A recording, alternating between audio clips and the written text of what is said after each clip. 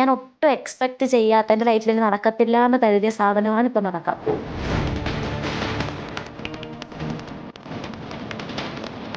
ഞാൻ പറഞ്ഞില്ല, ഒരു വലിയ ഗ്യാപ്പിന് ശേഷം ഞാൻ ഡാൻസ് ചെയ്യുന്നത്. ഡാൻസ് ചെയ്യുന്നതല്ല, ഞാൻ ഡാൻസ് ചെയ്യുന്നുണ്ടായിരുന്നു.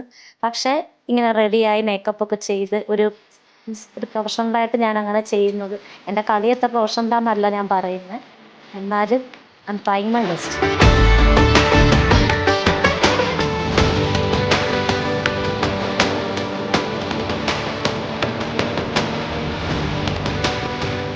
ഞാനിങ്ങനെ തിരിച്ച് നാട്ടിൽ ഞാൻ വർക്ക് ചെയ്യായിരുന്നു പുറത്ത്.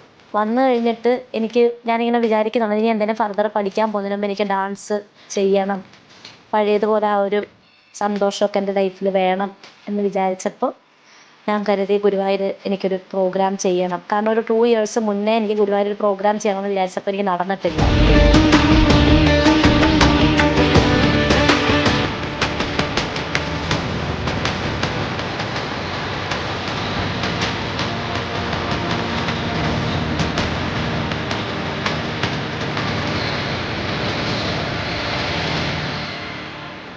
എനിക്ക് എപ്പോഴും താങ്ക് യു പറയാനുള്ളത് അച്ഛമ്മോനും അമ്മയും ഡോക്ടറും. അവർ 3 പേരും എൻ്റെ ലൈഫിൽ വലിയൊരു റോൾ പ്ലേ ചെയ്തിട്ടുണ്ട്. പിന്നെ ശ്രീകുമാറുണ്ട്, പിന്നെ ഒരുപാട് നല്ല ഫ്രണ്ട്സ്.